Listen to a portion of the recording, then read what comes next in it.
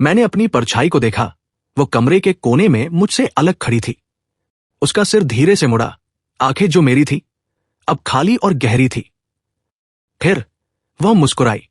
रोहन 28 साल का एक शांत स्वभाव का सॉफ्टवेयर इंजीनियर अपने पुश्तैनी गांव के पुराने घर में कुछ दिनों के लिए आया था।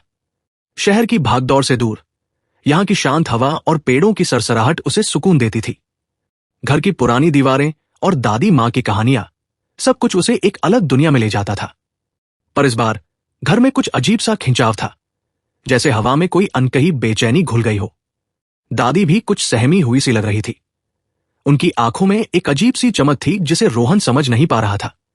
एक रात जब रोहन अपने कमरे में था, उसे लगा कि किसी ने उसके नाम से फुसफुसाया है। उसने चारों ओर देखा पर कोई नहीं था। उसने सोचा शायद नींद का असर है, लेकिन अगली सुबह उसकी आंखें एक अजीब से निशान पर पड़ी जो उसकी दीवार पर बना था। लाल रंग से बना एक अधूरा घेरा जिसके बीच में कुछ उलझी हुई लकीरें थी, बिल्कुल वैसी ही जैसी दादी गांव की पुरानी कहानियों में जादू टोने के निशान बताती थी। रोहन को लगा जैसे किसी ने उसकी पीठ पर बर्फीले हाथ रख दिए हों। उसने तुरंत दादी के पास जाने का सोचा, पर जब वो उनके कमरे में पहुंचा तो दादी अपनी चारपाई पर बैठी दीवार को घूर रही थी। उनकी आवाज कांप रही थी।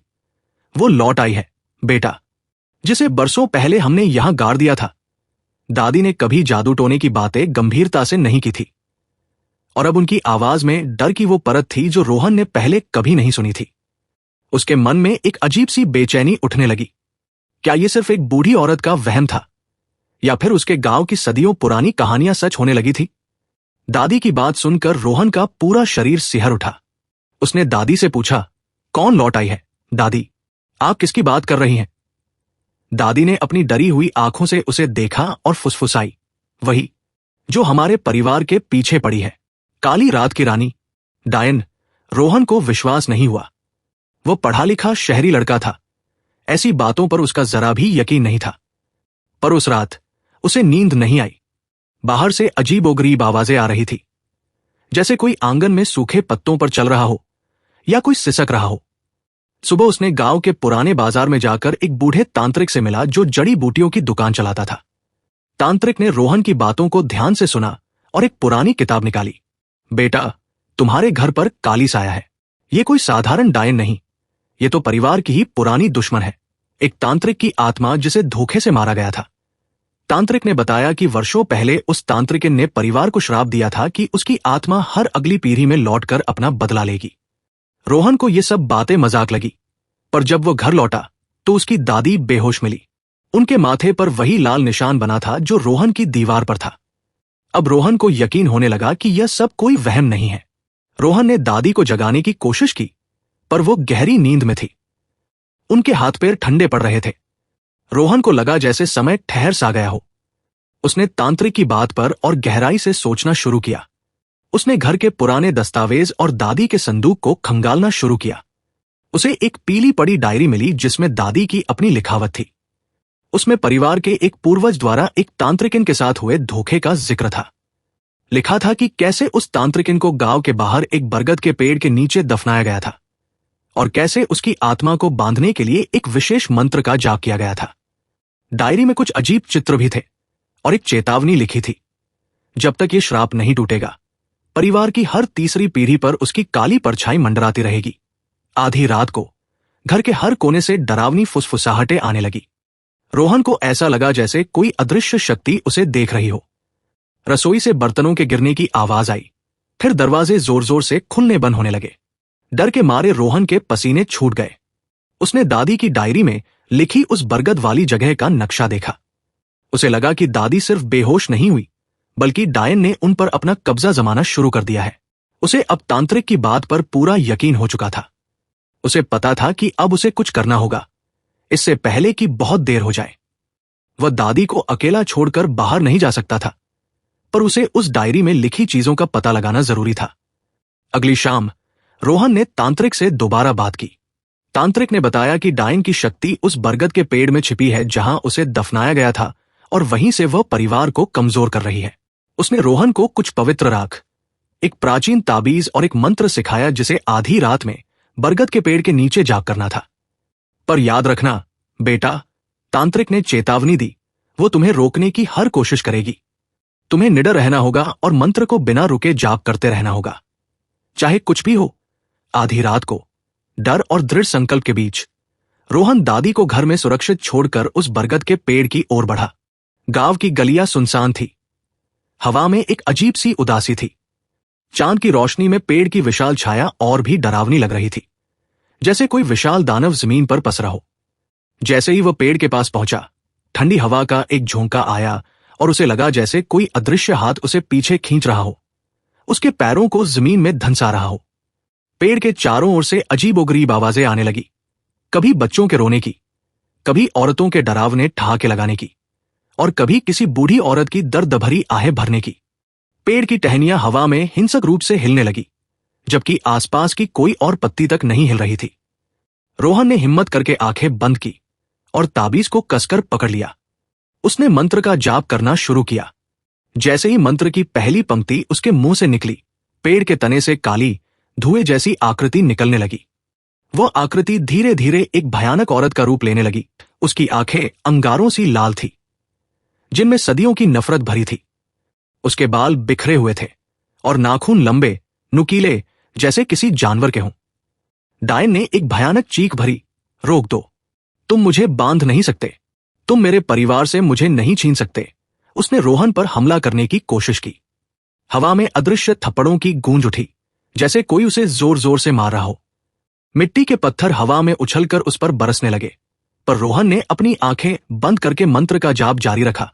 उसका शरीर दर्द से कांप रहा था। उसके शरीर पर अनगिनत खरोंचें आ गई, खून बहने लगा, पर उसने हार नहीं मानी। डायन की चीखें तेज होती गई। उसकी आकृति कभी खैलती, कभी सिकुड़ती, कभी भयानक रूप लेती। उसकी काली हंसी पूरे जंगल में गूंज उठी, जो किसी भी इंसान की रूह कंपाने के लिए काफी थी। जैसे जैसे मंत्र की शक्ति बढ़ी, डायन की शक्ति कमजोर पड़ने लगी। उसकी आकृति धुंधली पड़ने लगी, जैसे कोई बुरा सपना फेडिंग हो रहा हो। अचानक उस बरगद की जड़ों के पास की जमीन से एक तेज सफेद रोशनी फूटी, जो आंखों को चौंधिया रही थी। डायन की आकृति उस रोशनी में समाने लगी, जैसे राख हवा में मिल रही हो। वो आखिरी बार जोर से चीखी। उसकी आवाज में सदियों का दर्द, क्रोध और निराशा थी। रोशनी इतनी तेज थी कि रोहन को अपनी आंखें बंद करनी पड़ी। जब उसने आंखें खोली तो सब कुछ शांत था। डायन की भयानक आकृति गायब हो चुकी थी। पेड़ अब सामान्य लग रहा था और हवा में एक अजीब सी सुकून भरी शांति थी। उसके चारों ओर मिट्टी और राख की महक थी और एक हल्की सी ठंडक जो अब उसे डरा नहीं रही थी। सुबह जब रोहन घर लौटा तो दादी बिस्तर पर शांत लेटी थी।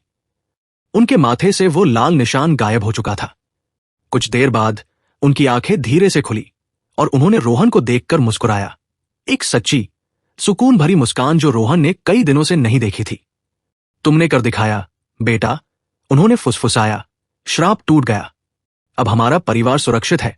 रोहन ने उन्हें गले लगा लिया। उसकी आंखों में खुशी और राहत के आंसू थे। गांव में भी सब कुछ सामान्य हो रहा था। हवा में घुली बेचैनी छंट गई थी और लोग फिर से अपने काम में लग गए थे। खेतों में फिर से चहल पहल थी और बच्चे फिर से गलियों में खेलने लगे थे। रोहन ने तांत्रिक का धन्यवाद किया, जिसने उसे न केवल रास्ता दिखाया बल्कि उसे यह भी समझाया कि कुछ बुराइयों को सिर्फ आस्था और साहस से ही हराया जा सकता है।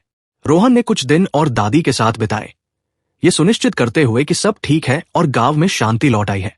कुछ हफ्तों बाद रोहन शहर वापस चला गया। अपनी पुरानी जिंदगी में लौटने की कोशिश करने लगा। उसने अपनी सामान्य जिंदगी फिर से शुरू कर दी। दफ्तर गया, दोस्तों से मिला, पर गांव की वो रातें, वो डरावनी आवाजें, डायन का भयानक चेहरा और तांत्रिक के गूढ़ शब्द उसके जहन से कभी नहीं निकले। उसे पता था कि उसने एक ऐसी लड़ाई लड़ी है जिसे दुनिया का कोई भी विज्ञान नहीं समझा सकता।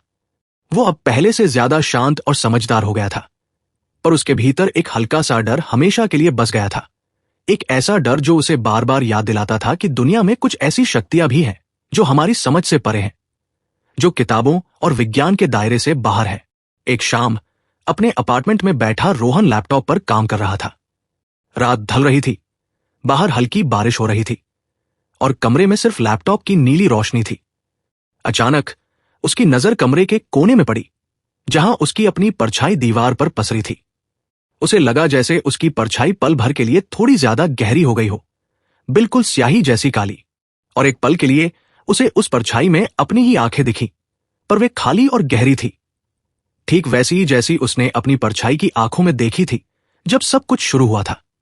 उसने तुरंत पलक झपकाई और सब सामान्य हो गया, पर उसके दिल की धड़कन बढ़ गई थी। उसके हाथों से माउस छूट गया। क्या यह सिर्फ उसकी थकी हुई आंखों का धोखा था, या फिर काली रात की रानी ने अपनी हार स्वीकार नहीं की थी? शायद कुछ श्राप कभी पूरी तरह से नहीं टूटते, वे बस इंतजार करते हैं सही समय का, अगली पीढ़ी का, एक नई शुरुआत का। और रोहन को लगा जैसे किसी ने उसके नाम से फुसफुसाया हो, ठीक वैसे ही जैसे उस पहली रात में हुआ था, गांव के घर में, जब उसने सोचा था कि यह सिर्फ उसकी नींद का वहम है। फुसफुसाहट इतनी धीमी थी कि वह समझ नहीं पाया कि वो क्या कह रही थी, पर उसके कानों में उसकी गूंज हमेशा के लिए बस गई थी। उसने धीरे से सिर उठाया और कमरे के कोने में अपनी परछाई को देखा, जो अब बिल्कुल सामान्य लग रही थी, पर रोहन जानता था कि कुछ भी पहले जैसा नहीं रहा था। एक अदृश्य ठंडी हवा का झोंका उसके ऊपर से गुजर गया और उसने महसूस किया कि वो अकेला नहीं था।